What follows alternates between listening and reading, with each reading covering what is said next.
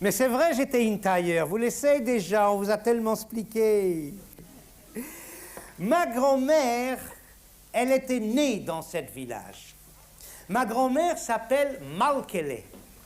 Vous connaissez Malka. Vous connaissez ce nom, Malka? Il veut dire, qu'est-ce que c'est? Une reine. Voilà, vous en avez beaucoup étudié, ça me fait plaisir. Grand-mère à moi, il était une reine. Grand-père, un roi. Grand-mère, une reine, grand-père, un roi. Ben oui, mon grand-père, roi Salomon, le roi Salomon. Vous n'avez pas entendu parler du roi Salomon? Le premier humoriste juif. Mais évidemment, parce qu'il y en a deux Yiddish mamans qu'elles sont venues pour le voir, qui se disputaient pour un bébé. Il a dit qu'il faut le couper en deux. C'est pas comique? Ah bon, excusez-moi. Non, j'ai pas envie. Et dans ce village, il y en avait un rabbin extraordinaire. Ah, il était un homme bon, il était un homme généreux, il était un homme savant. On va les voir chaque fois quand on a une question, quand on a une réponse, quand on a... et qu'il passait quelque chose. Et ma grand-mère, elle est allée voir cet rabbin parce qu'il y en a eu un miracle à la maison. Pas un grand miracle, un petit miracle. Quand j'ai expliqué. Parce que ma grand-mère, elle donnait une tartine au petit garçon, qu'il était un oncle à maman, il était petit encore. Hein. Elle lui donnait une tartine, du pain, avec des schmaltz. Vous connaissez qu'est-ce que c'est schmaltz? Non, je dois expliquer. Pas dit graisse de cochon. Non, autre jour, on m'a dit graisse de cochon. Non, c'était pas sa faute, il sait pas. Non. Non, c'est pas d'Ibère non plus, il n'y en a pas d'Ibère, c'est trop cher ce temps-là. Qu'est-ce que vous pensez? C'était dit graisse de loi. Voilà. C'est bon, non, mais j'ai mangé aussi quand j'étais petite, moi, des schmaltz. Alors, il donnait une tartine, et le petit garçon, il a fait tomber les tartines par terre. Non, une minute, non, réfléchir un petit peu, c'est pas facile comme ça. Hein? Ah non, non. Qu'est-ce qui passait quand la tartine, il tombait par terre, normalement? Il tombait du côté, il y en a les schmaltz. Autrement, c'est pas la peine qu'il tombe, vous étiez d'accord? Eh bien, ce jour-là, le tartine tombait de l'autre côté, côté sèche. Alors, c'est un miracle. Grand, petit, bon.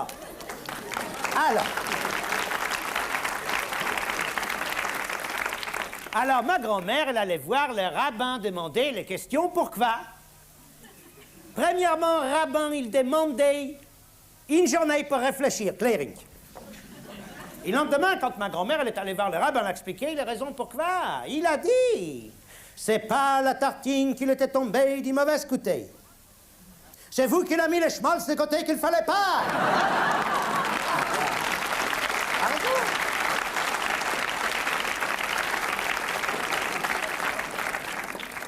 Non, cet rabbin, il était un homme bon, il était un homme juste.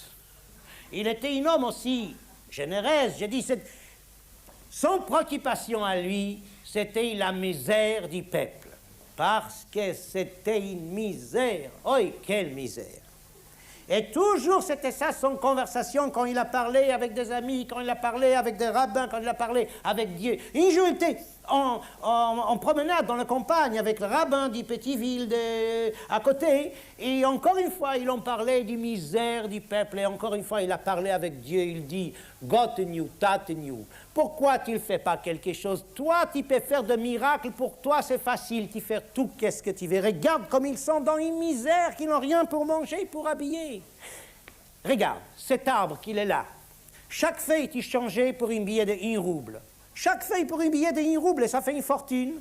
Son ami rabbin, il dit, tu sais, c'est une bonne idée, tu devrais demander vraiment, peut-être ça marche. Gott, il dit, Dieu, pourquoi tu pas le faire? C'est miracle, tu fais tout, qu'est-ce que tu veux? Chaque feuille, tu changeais pour un billet d'1 rouble. Chaque feuille pour un billet d'1 rouble, c'est une fortune. Son ami, il dit, vas-y, tu vas voir, ça marche. Il commence vraiment à faire les prières. Oh, Gott, pourquoi tu pas le faire? Changer chaque feuille, cet arbre, pour un billet d'1 rouble. Changer chaque feuille pour un billet d'1 rouble. Et ça fait une fortune.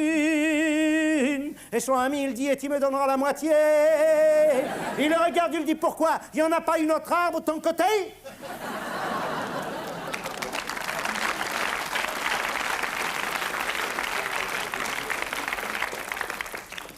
Malgré qu'il y en avait seulement 37 habitants à Kochtchocht, Il y en avait tous les métiers. Il y avait une tailleur, un pissier, un cordonnier, un forgeron, un cocher. Il y avait aussi un mélamètre, un instituteur, un maître d'école. Parce que vous savez, chez les Juifs, on a toujours fait attention. Les enfants, pour apprendre à lire et écrire. Même des fois, les filles aussi, hein. Ah, cet instituteur... Il était un jeune homme, cet instituteur, il était nouveau. Quand il arrivait première fois dans le village, il a dit... Si je serais Rothschild, je serais plus riche comme lui. Pourquoi? Les soirs, en plus, je donnerais des leçons. Premier jour d'école, c'est toujours un événement. Vous savez, dans tous les pays du monde, c'est pareil. Les mamans, elles s'occupaient des petits-enfants. Mais dans ce village, c'était rien que de Yiddish maman. Vous connaissez qu'est-ce que c'est, Yiddish maman? Ah, là-bas. Ah, là. Grand-mère, elle en avait un petit garçon qui était à l'école première fois, elle le prend comme ça, elle dit, écoute, Ketzele, tu vas être bien sage aujourd'hui, Ketzele. Tu vas faire tout, qu'est-ce qu'on te dit, Ketzele. Tu vas être Ketzele, vous savez qu'est-ce que c'est Ketzele, ça veut dire, Ketzele. Un petit chat, une petite chatte, voilà, c'est un petit mot gentil, on dit pour un petit garçon, petite fille, c'est pareil, on dit Ketzele, Shepsele, Shepsele, Ketzele, Ketzele, bon.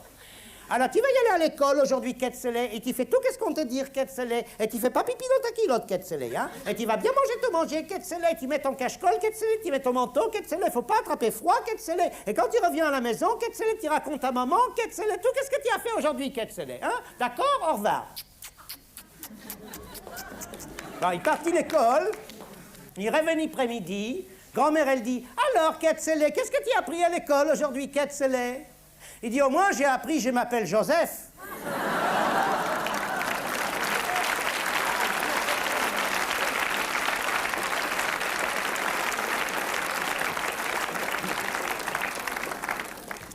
Il y en avait un autre métier qui était très difficile. Cet métier s'appelle un chatren.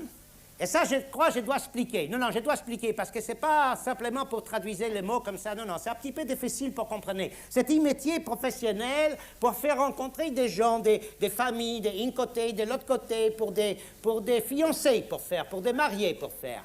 Well, a matchmaker, you see what I mean? Une marière professionnelle, voilà, madame, il a raison, une marière professionnelle, voilà. Non, mais c'était toujours difficile, ce métier. Non, c'est vrai, c'était difficile. Ben oui, parce que c'est de psychologie. Mais oui, une jeune fille, quand on lui parlait d'un jeune homme, ça dépend quel âge qu'elle est, la jeune fille, non? Si elle est 18 années, elle dit comment il est. Si elle est 25 années, elle dit combien il a. Si elle est 35 années, elle dit où il est, où il est, où il est, où il est, où il est. Toujours difficile. Toujours difficile. Évidemment. Non, mais ce temps-là, le métier, il était encore plus difficile, parce que, mais oui, parce que Digenès, il n'y en a plus. Digenès, ils ont quitté les pays, ils ont migré. À cause de misère, ils ont parti. Quelle misère, on ne peut même pas expliquer quelle misère c'était. Bon, on peut essayer d'expliquer, non, parce qu'il y en avait un proverbe qui disait, quand un juif mange un poulet, c'est qu'une des deux est malade. Oh, c'était comme ça, mais c'était comme ça.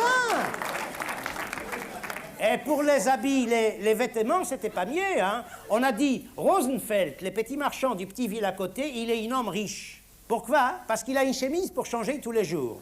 On a dit, oh, ici, Rosenfeld, il a déjà une chemise tous les jours. Alors, Rothschild, qu'est-ce que c'est? Ah, Rothschild, il les met, il l'enlève, il les met, il l'enlève, il les met. C'était comme ça, c'était comme ça. Non, une misère.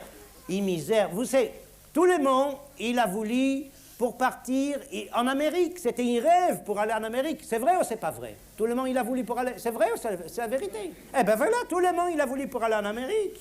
Et dans tout le village, il y en a un seul jeune homme qui a réussi, qu'il était en Amérique. Il a eu la chance, il a travaillé pour ça, hein. Il a gagné assez pour la moitié du voyage à Hambourg en train, le reste il a fait à pied. Arrivé à Hambourg, il a encore eu la chance. Il était engagé sur un bateau qu'il a traversé la mer, qu'il arrivait à New York. Il est engagé, il avait la vaisselle pour des passagers, mais quand même, il a traversé, il est arrivé à New York. Et quand il est arrivé à New York, il en a eu une surprise. pour la première fois de sa vie, Béraud, il a vu des hommes, des femmes avec une figure noire et qu'il était pauvre. C'est pas seulement qu'ils n'ont rien pour manger, qu'ils n'ont rien pour habiller, ils n'ont rien pour coucher, pour dormir. Pour la première fois de sa vie, Béraud, il a vu des hommes, des femmes, des enfants noirs comme ça qui l'ont dormir par terre sur le trottoir, dans la rue. Plus pauvres comme des juifs dans les shtetl de Pologne. Béraud, il n'a même pas pensé que ça peut exister quelque part dans le monde. Et un jour, dans l'autobus, il en a vu un homme noir comme ça, qui lisait un journal yiddish, un journal juif. Alors, il était tellement étonné. Il le prend par le bras, il dit « Noir, ça te suffit pas ?»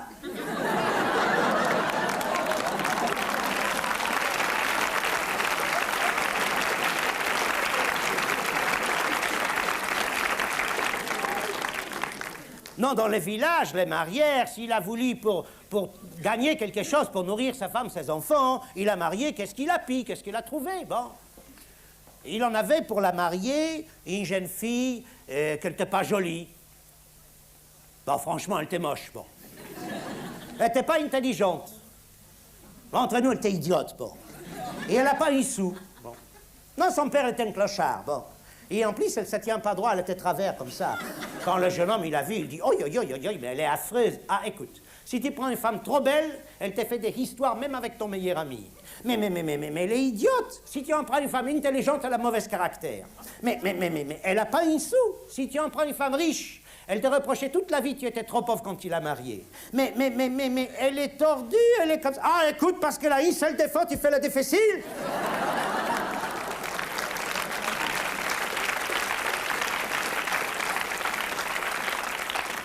Il a eu la conscience professionnelle, cette marière. Il a voulu pour marier cette jeune fille-là. Alors il l'a proposé à un autre jeune homme. L'autre jeune homme l'a répondu exactement pareil comme la première. Il dit, mais elle est affreuse, mais elle est moche, mais elle est idiote, mais elle n'a pas une sou, mais elle est tordue. Marière, il dit, tu peux parler plus fort, elle est sourde aussi, hein.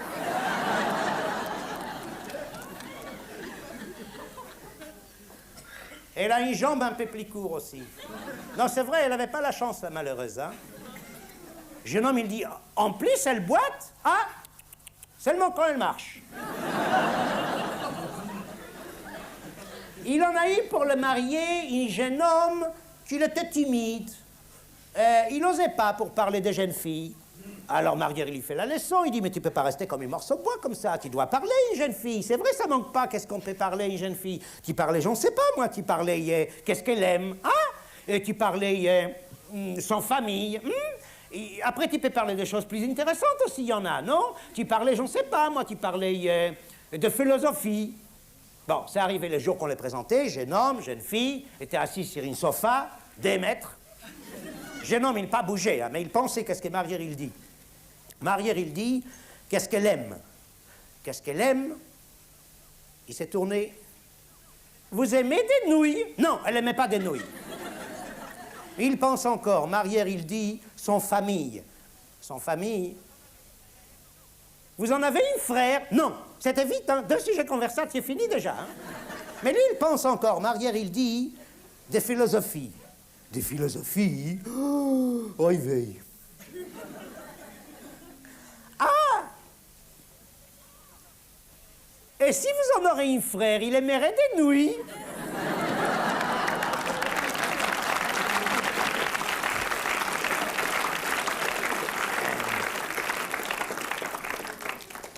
Et il y a quelque chose, ça m'embête un petit peu pour vous le raconter.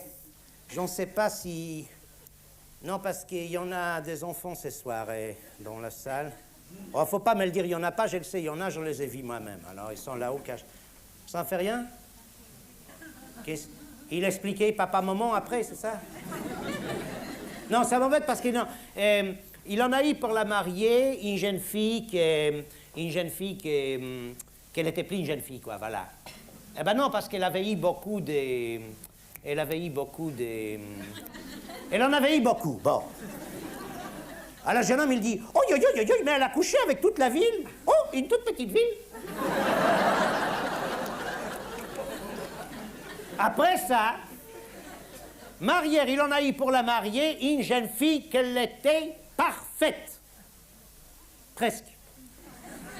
Elle était belle, intelligente, elle a bon caractère, elle était riche. Jeune homme, il dit, oh, elle est belle, intelligente, elle a bon caractère, elle est riche. Oh, moi, je vais la marier. Oui, mais je dois te dire la vérité. Elle a un petit peu quelque chose. Elle est un peu méchiga, un petit peu fou. De temps en temps, elle en a une crise. Oh, ça fait rien, elle est belle, intelligente, elle a bon caractère, elle est riche. Oh, moi, je vais la marier tout de suite. Non, tout de suite, tu peux pas, tu dois attendre un petit peu. Non, non, pourquoi attendre? Moi, tu dois attendre un petit peu. Quand on aura les prochaines crises de folie, peut-être elle veut bien se marier avec toi.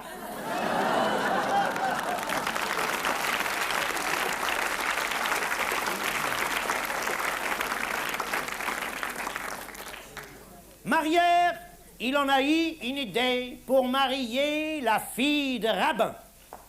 Parce que rabbin, il en avait une jeune fille. Elle était belle, instruite, douce. Alors il arrivait chez le rabbin, c'était 6 heures le soir, comme ça. Il dit, Rebbe, j'en ai une idée pour marier votre jeune fille. Avis, qu'est-ce que c'est? Le tsar, il a son fils, Tsarevitch. Il veut le marier. Il cherche pour lui une jeune fille, bonne famille, bonne éducation. Et moi, j'ai pensé, votre jeune fille, il ne peut pas finir par parler. Rabbin, elle devient rouge, verte, violette, étouffée. Il dit, mais Chigane, tu es fou. Tu veux que je donne ma fille mariée avec une goye, avec une étrangère. Et quelle étrangère? Une alcoolique, un païen, le fils du tyran, qu'il fait tuer des juifs, qu'il fait des pogroms, qu'il fait des massacres. Tu veux que je serai maudite, moi, avec toute ma famille? Oh, Shema Yisrou, elle a donné une haine, commence à faire des prières. Marière, il reste calme. Il dit, Rebbe, je sais qu'est-ce que je dis. D'un côté, c'est vrai, vous en avez raison, c'est un crime. Mais d'un autre côté, peut-être c'est un sacrifice. Peut-être quand votre jeune fille, elle marie Tsarevitch, un jour, elle devient la tsarine. Elle en a une bonne influence sur lui. Contraire, elle va empêcher qu'il sera un alcoolique. Elle va empêcher qu'il va faire tuer des juifs. Il n'y en aura plus de pogroms, il n'y en aura plus de massacres. Ce sera comme quand le Messie, il sera venu. Peut-être votre jeune fille, elle va sauver les peuples juifs. Rappelez-vous notre reine Esther quand elle a marié le tsar des Perses. Elle a empêché qu'on a tué des juifs, il y en avait une complote pour les massacrer. Peut-être votre jeune fille, elle va aussi sauver les peuples juifs. Ils ont parlé. Rabbin, il a pleuré. Marière, il aussi pleuré. Rabbin, il a fait des prières. Marière, il aussi fait des prières. Il était fatigué. C'était toute la nuit. Comme ça arrivait, c'était 6 heures le matin. Rabbin, il n'en peut plus. Il acceptait sa fille, elle mariait Tsarevitch. Alors, Marière, il ouvrit la porte, ils sortirent dans la rue, il regardait le ciel, c'était clair déjà, il dit « Umain, Amen ». La moitié du travail, il est fait.